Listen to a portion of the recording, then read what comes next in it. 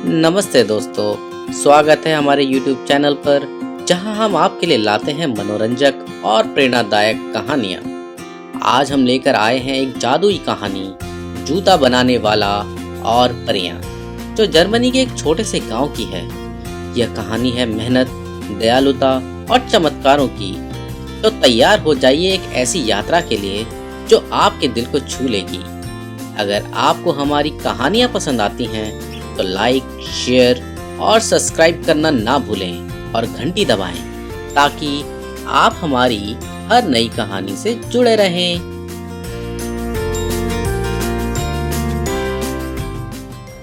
एक रात हंस ने उस आखिरी चमड़े को मेज पर काट के रखा और सोने चला गया।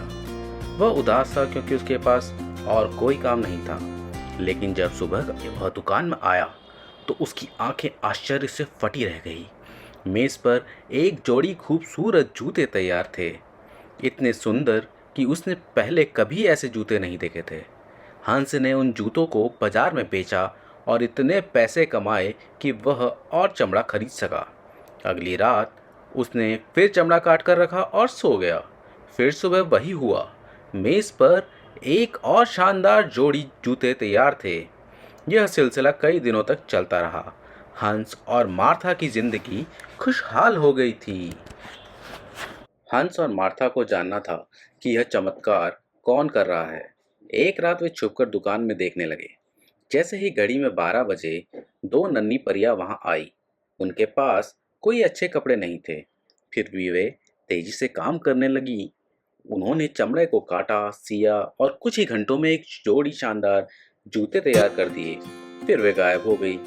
हंस और मार्था को परियों की मेहनत और दयालुता ने छू लिया। मार्था ने कहा, हमें उनके लिए कुछ करना चाहिए। वे ठंड में बिना कपड़ों के काम कर रही हैं। हंस भी सहमत हुआ। अगले दिन मार्था ने अपनी सारी कला लगाकर परियों के लिए छोटे छोटे कपड़े सिल दिए।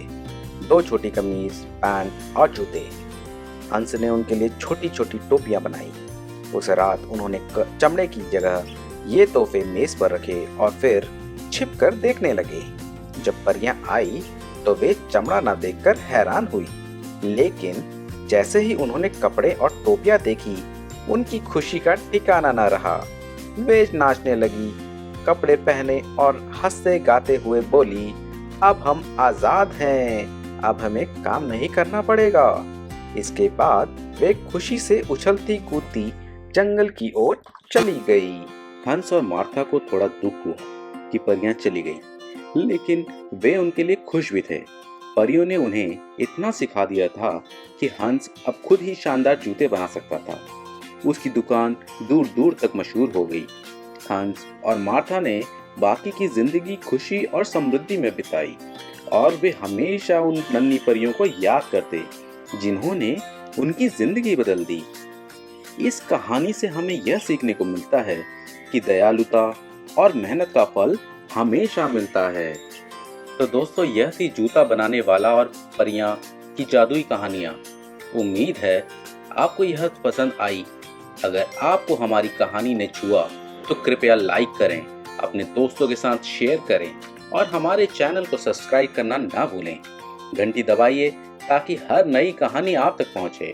मिलते हैं अगली कहानी के साथ, तब तक खुश रहिए।